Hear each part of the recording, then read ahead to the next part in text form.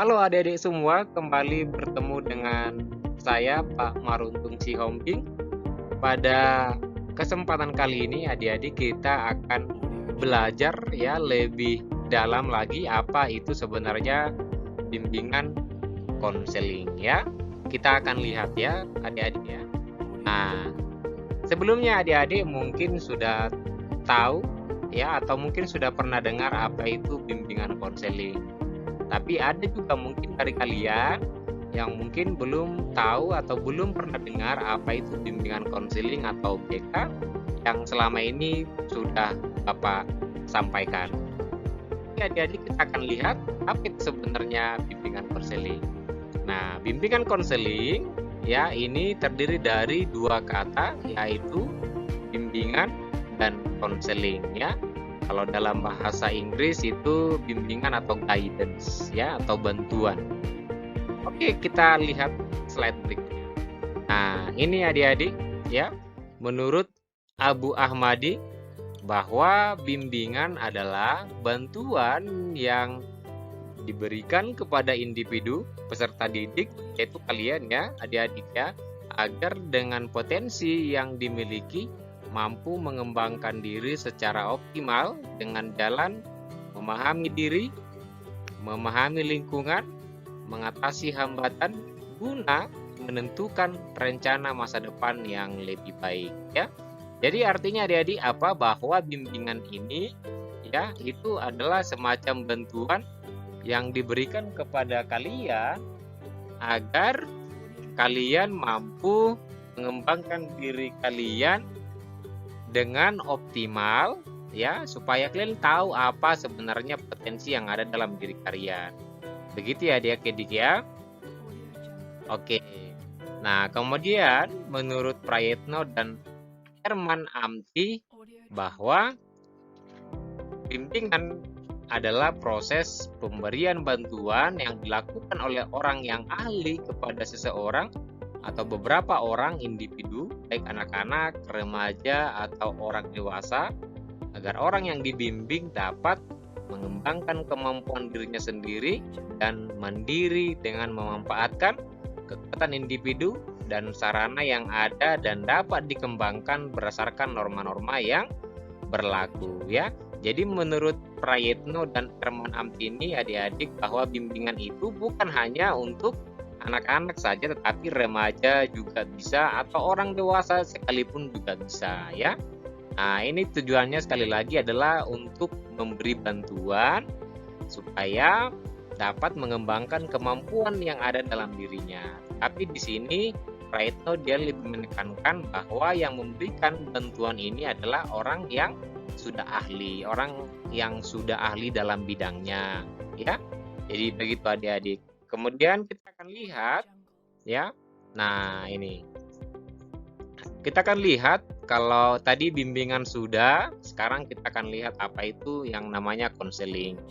Nah, ini ya menurut Jones ya bahwa konseling merupakan suatu hubungan profesional antara seorang konselor yang terlatih dengan klien ya.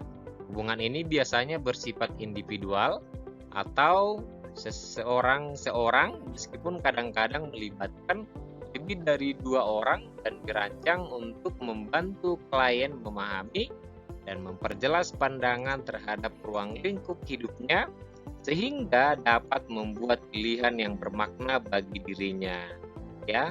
Oke, jadi kita di sini harus garis bawahi ada namanya di sini konselor ya. Nah, konselor ini artinya orang yang melakukan konseling ya. Nah, terhadap kliennya. Klien ini artinya adalah orang yang membutuhkan konseling itu tadi ya. Kita sebut dengan klien. Nah, hubungan ini sekali lagi bisa bersifat individual ya. Artinya bisa antara saya misalnya dengan si A ya. Jadi bisa antara 2 orang saja atau bisa misalnya melibatkan lebih. Nah, ini ya melibatkan lebih dari 2 orang gitu ya adik-adik ya. Jadi konseling itu sekali lagi bisa dilakukan antara individual atau bisa melibatkan lebih dari 2 orang. Oke, nah adik-adik dari penjelasan Bapak tadi, maka dapat kita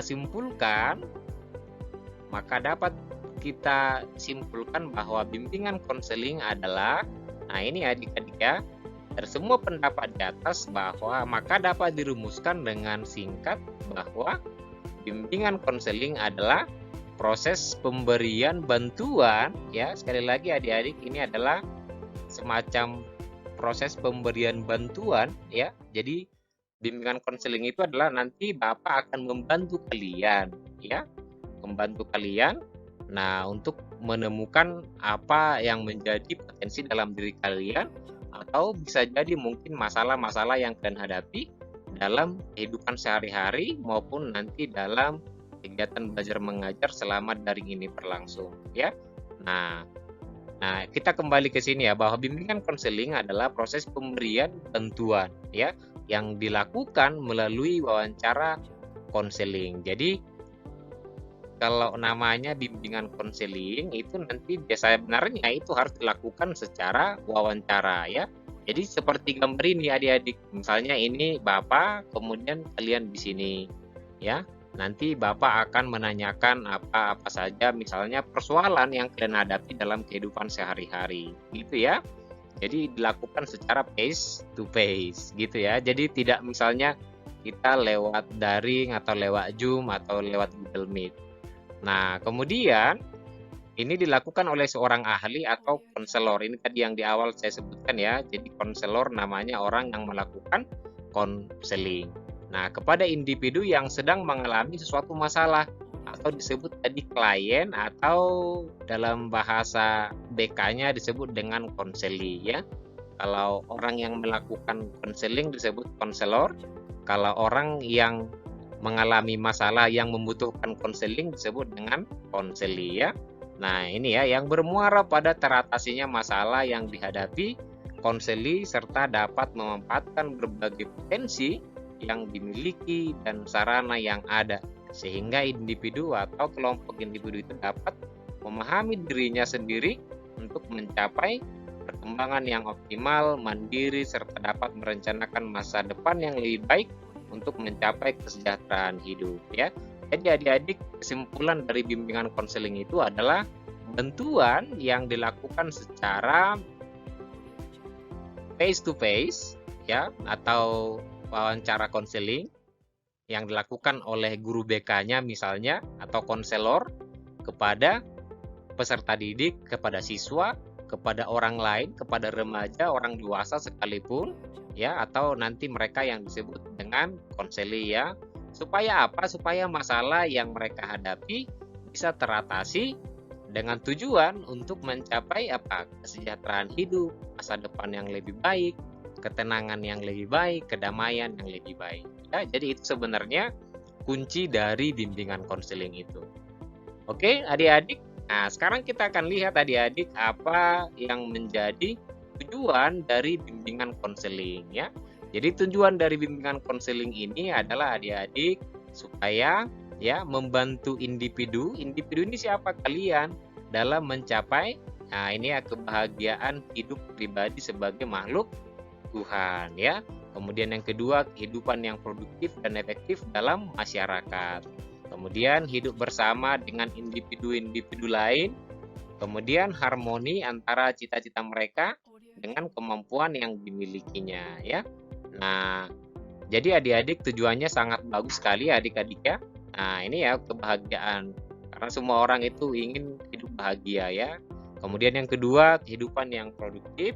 Bagaimana supaya adik-adik bisa nanti lebih baik lagi, lebih banyak berkarya dan lebih berguna ya di tengah-tengah masyarakat atau keluarga kalian ya. Nah, itu adik-adik ya tujuan dari bimbingan konseling. Nah, sekali lagi bimbingan konseling itu adik-adik mengasihkan dan menenangkan hati, pikiran dan perasaan ya. Oke adik-adik, nah terakhir adik-adik akan belajar tentang asas bimbingan konseling ya. Jadi ada 3 adik-adik asasnya. Yang pertama adalah asas kerahasiaan, yang kedua adalah asas kesukarelaan, nanti yang ketiga adalah asas keterbukaan ya. Nah, itu ada adik-adik dari asas bimbingan konseling. Nah, mudah-mudahan bermanfaat. Sekarang sudah paham nih adik-adik ya apa itu BK, supaya lebih semangat lagi adik-adik. Nanti bisa adik-adik cari di YouTube atau di Google referensi yang lebih banyak lagi tentang bimbingan konseling itu. Semoga adik-adik terus sehat. Salam